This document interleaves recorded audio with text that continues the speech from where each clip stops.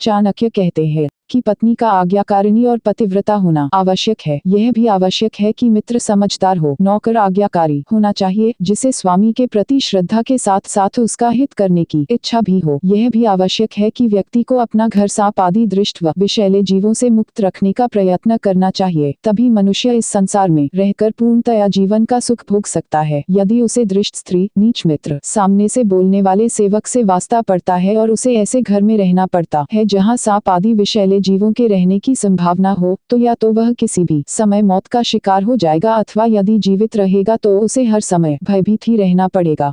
मनुष्य को विपत्ति के समय दलीय धन बचाना और संचित करना चाहिए, परंतु धन के बदले यदि औरतों की रक्षा करनी पड़े तो धन को खर्च कर देना जरूरी है। चाणक्य कहते हैं कि यदि व्यक्ति को अपनी रक्षा के लिए इन दोनों चीजों का भी बलिदान करना पड़े तो इनका बलिदान करने से नहीं चूकना चाहिए। किसी संकट की आशंका से अथवा इस आशंका से कि न जाने कब रुपये पैसे की जरूरत पड़ जाए, मनुष्य का प्रयत्न रहता है कि जितना भी हो सके धन का संचय करे, परंतु चाणक्य का यह भी कहना है कि यदि अपने घर की औरतों पर, अपनी पत्नी पर किसी प्रकार का कोई संकट आ जाए तो उसे अपने संचित धन के प्रति मोह दिखाना ठीक नहीं। उस धन को खर्च करके स्त्रियों की रक्षा करनी चाहिए, परंतु चाणक्य की नीति के अनुरूप यदि व्यक्ति पर स्वयं कोई संकट आता है तो उसका निवारण उसे हर हालत में करना चाहिए। प्रत्येक स्थिति में उसे चाहिए कि वह अपने आप को संकट से बचाए, भले ही इस काम के लिए धन और घर की औरतों का भी बलिदान अथवा त्याग करना पड़े। इसका स्पष्ट भाव यही है कि यदि व्यक्ति अपने आप को संकट से उबार लेता है तो वह अपने प्रयत्नों से धन का संचय तो फिर कर लेगा, परंतु यदि वह अपनी रक्षा नहीं कर पाता तो स्त्रियों और धन के होने या न होने का कोई महत्व नहीं रह जाता, क्योंकि यदि व्यक्ति स्वयं ही जीवित नहीं रह पाएगा तो उन वस्तुओं का उपयोग दूसरे व्यक्ति ही करेंगे।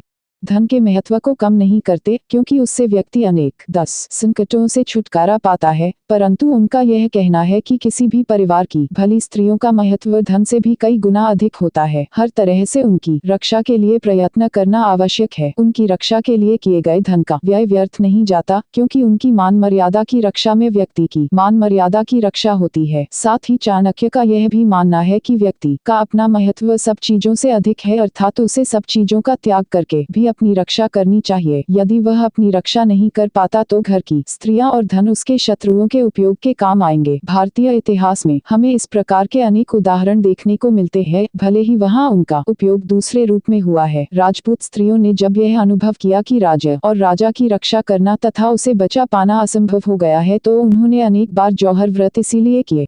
व्यक्ति को किसी संकट से बचने के लिए धन की रक्षा करनी चाहिए, धन जमा करना चाहिए, क्योंकि धन अथवा लक्ष्मी को चंचल माना गया है। उसके संबंध में यह नहीं कहा जा सकता कि वह कब नष्ट हो जाएगी, परंतु प्रारंभ की बात पर यह प्रश्न उठता है कि यदि आदमी विपत्ति के लिए धन का संचय करता है, दुख से बचने के लिए धन बचाता है, तो उसे दुख प्राप्त होने की संभावना ही कहाँ रह जाती है। ऐसे में चाणक्य स्वयं उत्तर देते हैं कि लक्ष्मी सदा अस्थिर रहती है, उसका स्वभाव चंचल है, इसलिए जमा किया हुआ धन भी किसी समय नष्ट हो सकता है। इसका एक अभिप्राय यह भी निकलता है कि व्यक्ति को विपत्ति से बचने के लिए केवल धन संचय पर ही भरोसा नहीं करना चाहिए, उसे अपनी शक्ति, बुद्धिमत्ता और उद्यम के साथ साथ किसी ऐसी शक्ति पर भी भरोसा करना चाहिए जो सर्वशक्तिमान हो सकती है। ऐसा केवल प्रभु के संबंध में ही कहा जा सकता है, क्योंकि उसी की कृपा से प्राप्त शक्ति के अनुसार मनुष्य धन का संचय कर पाता है और उस प्रभु की कृपा के कारण ही संचित धन को बचाया भी जा सकता है। उसकी कुपित दृष्टि से अथवा व्यक्ति के अपने अनुचित कार्यों के कारण अर्जित संपत्ति के नष्ट होने में देर नहीं लगती। प्रायः अनेक परिवारों में यह देखा गया है कि परिवार के जिन मुखिया व्यक्तियों ने अपने परिश्रम, बुद्धिमत्ता और कार्यक्षमता से संपत्ति का निर्माण किया, उनकी संतानों ने कुछ ही दिनों में देखते देखते उस संपत्ति को नष्ट कर दिया। इससे प्रकट है कि लक्ष्मी चलायमान होती है और व्यक्ति के कार्यों के कारण ही स्थिर रहती है। प्रकृति के अनेक प्राणी इस बात के उदाहरण है कि वे संकट की घड़ी या शक से बिताने के लिए उपभोक्ता सामग्री का संचय करते रहते हैं, यही उनकी संपत्ति होती है। चींटियां बरसात आने से पहले अपने बिलों में अन्न का भंडार इकट्ठा कर लेती है, ताकि बाहर जब जल थल एक हो जाता है और बाहर निकलने में कठिनाई होती है, वे सुख से बैठकर उसका उपभोग कर सकें, परंतु वे नहीं जानती कि कब पानी की लहर उनके संचित भंडार को नष्ट कर देगी। इस बात का यह अर्थ भी नहीं कि लक्ष्मी के चलायमान होने के कारण व्यक्ति उसका संचय ही न करे। व्यक्ति को ऐसा प्रयत्न करना चाहिए कि वह अपने कर्मों से लक्ष्मी को स्थिर रूप से अपने पास रखने में समर्थ हो सके।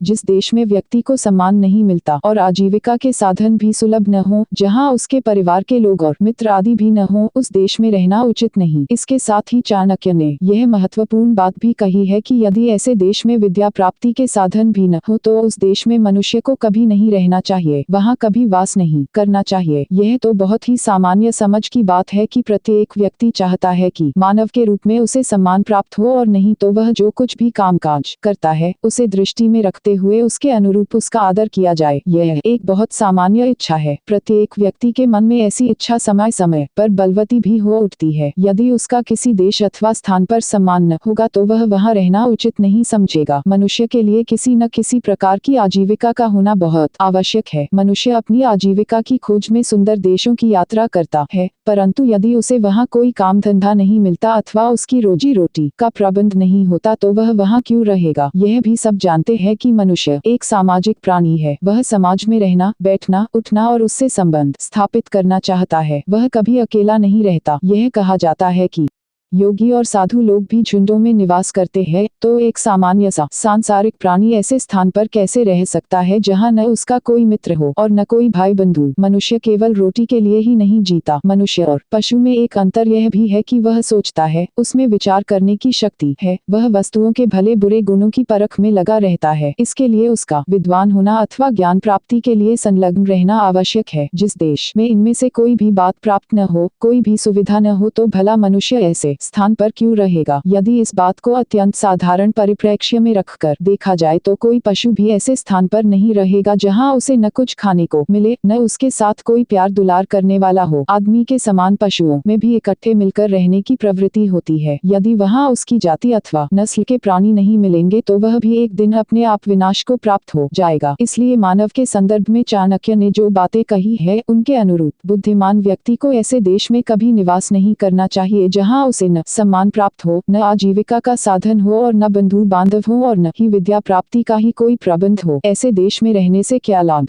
जिस देश में धनी मानी व्यापारी, कर्मकांड को मानने वाले पुरोहित ब्राह्मण, शासन व्यवस्था में निपुण राजा, सिंचाई अथवा जल की आपूर्ति के लिए नदियां और रोगों से रक्षा के लिए वैद्य आदि चिकित्सक न हो, अर्थात जहां पर ये पांचों सुविधाएं प्राप्त न हो, वहां व्यक्ति को एक दिन के लिए भी रहना उचित नहीं। यह एक सामान्य सी बात है कि व्यक्ति को धन की आवश्यकता होती है। इस धन की प्राप्ति व्यापारी, धनी आदि व्यक्तियों से ही होती है। व्यक्ति अपने जीवन में सामान्य कर्मकांड किए बिना नहीं रह सकता। इसके लिए कर्मकांड में पारंगत विद्वान पुरोहितों की आवश्यकता होती है। कर्मकांड में मनुष्य के जीवन के प्रारंभ से लेकर जीवन के अंत तक ऐसी अनेक क्रियाएं हैं जिनमें से उसे गुजरना पड़ता है। कर्मकांड संबंधी बातों की पूर्ति के लिए विद्वान पुरोहित की आवश्यकता होती है। राज्य की शासन व्यवस्था के लिए राजा अथवा किसी मुखिया की आवश्यकता होती है। प्रत्येक स्थान पर जल की आपूर्ति के लिए जल के प्राकृतिक साधन जैसे नदियों की आवश्यकता अनुभव की जाती है। मनुष्य जहाँ रहता है, काम करता है, खाता पीता है, वहाँ उसे अनेक प्रकार के रोग भी आ घेरते हैं। ऐसी स्थिति में लोगों को चिकित्सा उपलब्ध न हो तो मनुष्य अकाल ही काल का ग्रास बन जाता है। इसलिए चाणक्य का कहना सर्वथा उचित है कि जहाँ ये पांचों सुविधाएं न हो, वहाँ मनुष्य को एक दिन भी नहीं रहना चाहिए। यदि हम क्रम से इन पांचों बातों पर विचार करें तो हम समझते हैं कि धनी महाजन आदि केवल धन के आदान प्रदान के ही काम नहीं आते, बल्कि वे उस नगर, राज्य अथवा देश की श्रीवृद्धि में भी योगदान देते हैं जहां उनका निवास होता है। इसी प्रकार हमारे प्रतिदिन के जीवन में हमें अनेक ऐसे कार्यों का सामना करना पड़ता है जहां हमें कर्तव्य अकर्तव्य का बोध नहीं होता। श्रोत्रिय अथवा विद्वान लोग व्यक्तियों के लिए मार्गदर्शन का काम करते हैं। राजा कानून और व्यवस्था के साथ साथ प्रजा की रक्षा भी करता है। राजा ही विदेशों से संबंध का माध्यम होता है। नदियां जहां मानव के लिए जल की आपूर्ति करती है, वहां वे किसी ग्राम, नगर अथवा देश की धन संपदा को बढ़ाने में भी योगदान देती है। यदि देश में उत्तम सिंचाई के साधन न हो तो लोगों को भरपेट खाना भी मुहैया नहीं किया जा सकता। मानव देहधारियों के लिए रोगों से ग्रस्त होना भी आवश्यक ही है। भले ही प्रकृति ने मनुष्य को स्वस्थ रहने की प्रेरणा दी है, परंतु वह अपने अज्ञान और अथवा प्रकृति के सुचारू रूप में उपयोग न करने और उसकी आज्ञा न मानने के कारण प्रायः रोगी हो जाता है।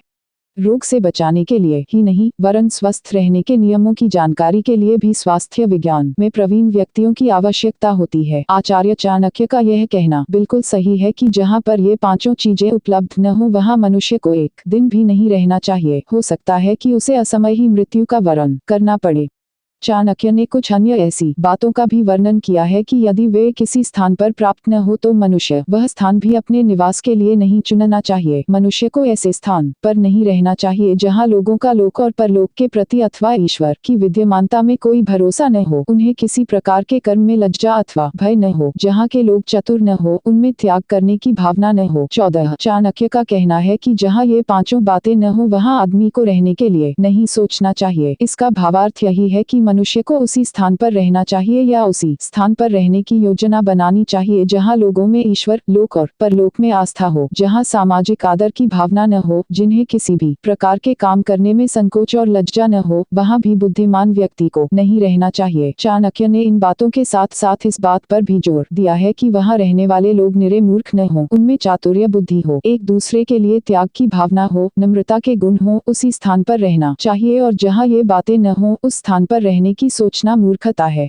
यदि किसी देश अथवा स्थान के लोग कानून को तोड़ने में भय अथवा लज्जा का अनुभव नहीं करते, जिन्हें अपने सामाजिक दायित्वों के प्रति कोई आस्था न हो, जहां निरे फूहड़ और निरक्षर हों, जिनमें त्याग की किसी प्रकार की भावना नहीं, ऐसे स्थान पर रहना मनुष्य के लिए उचित नहीं, क्योंकि मनुष्य एक दूसरे के प्रति त्याग के बिना इस संसार में सुखी नहीं रह सकता। उसे किसी न किसी प्रकार अन्य व्यक्तियों के लिए त्याग करना ही पड़ता है, परंतु व्यक्ति के लिए यह भी आवश्यक है कि वह जो भी कार्य करे उसमें उसे निपुण होना चाहिए। सभी अकुशल व्यक्ति किसी नाव को खेने में असमर्थ होते हैं। उनकी जीवन की नाव या तो कष्टों के झंझावात में पड़कर नष्ट हो जाती है अथवा समुद्र की लहरें उसे निगल जाती है।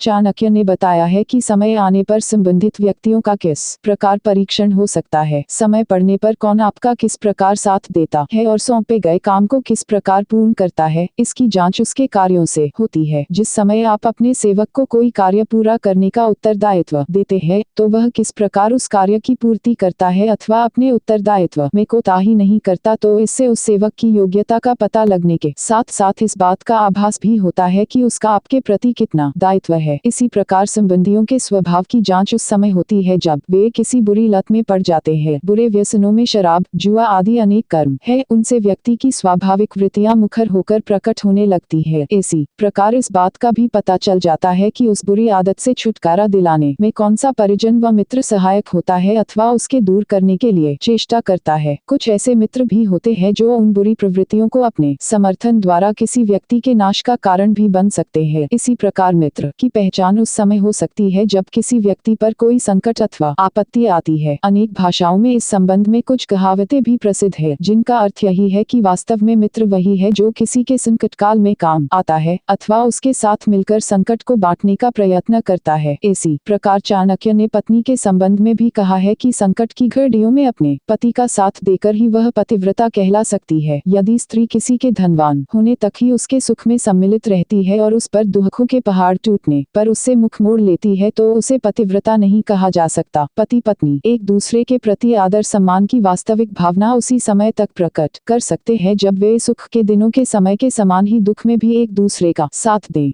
मनुष्य इस संसार में कोई भी कार्य अकेला रहकर नहीं कर सकता, क्योंकि वह सामाजिक प्राणी है। उसे सहायकों, सेवकों, बंधु बांधवों, परिजनों, मित्रों की आवश्यकता पड़ती है। वह इस संसार में जीवन रूपी नैया को सुखपूर्वक सेने के लिए पत्नी तथा मित्रों का साथ जुटाता है, परंतु यदि उसके ये सहायक जीवन यात्रा में खरे नहीं उतरते तो उस व्यक्ति का जीवन निष्फल है। यदि सेवक को दिया हुआ कार्य ठीक तरह से न हो अथवा वह उसे अपनी शक्ति के अनुरूप पूर्ण करने का प्रयत्न न करे, तो ऐसे सेवक को रखने का कोई लाभ नहीं। इसी प्रकार जब व्यक्ति किसी दुर्व्यसन में पड़ जाता है, उसे कोई बुरी लत लग जाती है, तो बंधु बांधवों का यह कर्तव्य होता है कि वे उसे किसी प्रकार उससे छुटकारा दिलवाने में सहायक हो अथवा उसको ऐसा परामर्श दे कि वह स्वयं उस व्यसन को त्याग दे। परंतु परिवार में कर व्यक्ति ऐसे भी हो सकते हैं जो उस व्यसन का समर्थन करते हैं अथवा स्वयं उसमें भागीदार बनते हैं। इससे उस व्यसन में पड़े हुए व्यक्ति का सर्वनाश तो होता ही है, उन व्यक्तियों का भी कल्याण नहीं होता जो दूसरे की इस तरह की कमजोरी से, दुर्बलता से लाभ उठाने का प्रयत्न करते हैं। मित्र के संबंध में अनेक शास्त्रकारों का विश्वास है कि इस संसार में मित्र से बढ़कर दूसरा सहायक और समर्थक व्यक्ति नहीं होता, परंतु मित्र की परीक्षा उसी समय होती है जब किसी पर कोई संकट आ पड़ता है। यदि संकट के समय मित्र आपका सहायक न हो तो आपका उसे मित्र कहना व्यर्थ है। इसी प्रकार स्त्री अथवा पत्नी के वास्तविक स्वरूप का पता तभी चलता है जब मनुष्य के पास धन के कोई साधन नहीं रहते अथवा वह धनहीन हो जाता है। अनेक शास्त्रकारों ने कहा है कि मनुष्य की वास्तविक परीक्षा संकट के समय ही होती है। यहाँ चाणक्य बंधु बांधवों, मित्रों और परिजनों की पहचान बताते हुए कहते हैं कि जब व्यक्ति को कोई असाध्य रोग घेर लेता है, जब वह किसी बुरी लत में पड़ जाता है अथवा उसे खाने पीने की चीजों का अभाव हो जाता है, वह अकाल का ग्रास बन जाता है, उस पर किसी प्रकार का शत्रु आक्रमण करता है, राजा अथवा सरकार की ओर से उस पर कोई मुकदमा अथवा अभियोग लगाया जाता है और जब वह अपने किसी प्रियजन को उसकी मृत्यु पर शमशान भूमि से जाता है, ऐसे समय में जो लोग उसका साथ देते हैं वही वास्तव में उसके बंधु बांधव होते हैं। मनुष्य पर विपत्तियां आती ही रहती है। हमारे शरीर में अनेक बार असाध्य रोग उत्पन्न हो जाते हैं। मनुष्य अनेक कारणों से किसी भी लत का शिकार भी हो जाता है। प्राकृतिक विपदाओं के कारण अकाल आदि भी पड़ते रहते हैं। शत्रुओं से भी भय बना रहता है और यह भी संभव है कि मनुष्य पर कोई सरकारी अभियोग आदि लगा दिया जाए और कोई मुकदमा खड़ा हो जाए। इन सब बातों के साथ साथ मनुष्य के साथ जीवन मरण भी लगा हुआ है। मनुष्य जाता तो अकेला है, परंतु उसकी अंतिम यात्रा में कुछ व्यक्ति अवश्य होते हैं। चाणक्य का मत है कि जो व्यक्ति उक्त बताई गई बातों के समय आपका साथ देते हैं वही वास्तव में आपके बंधु बांधव कहलाने के अधिकारी है। अनेक बार ऐसा देखने में आया है कि बड़े बड़े व्यक्तियों को जब कोई रोग आ घेरता है अथवा वे दुर्भिक्ष या शत्रु से भयभीत होते हैं तो बहुत कम व्यक्ति उनका साथ देने के लिए तैयार होते हैं। अनेक बार ऐसा भी देखा गया है कि राज्य की ओर से अभियोग लगाए जाने पर तो अधिकांश परिजन साथ देने के लिए तैयार ही नहीं होते। उन्हें ऐसा प्रतीत होता है कि यदि हमने इस व्यक्ति का साथ दिया तो संभवतः सरकार की ओर से हमें भी सताया जाना आरंभ कर दिया जाएगा।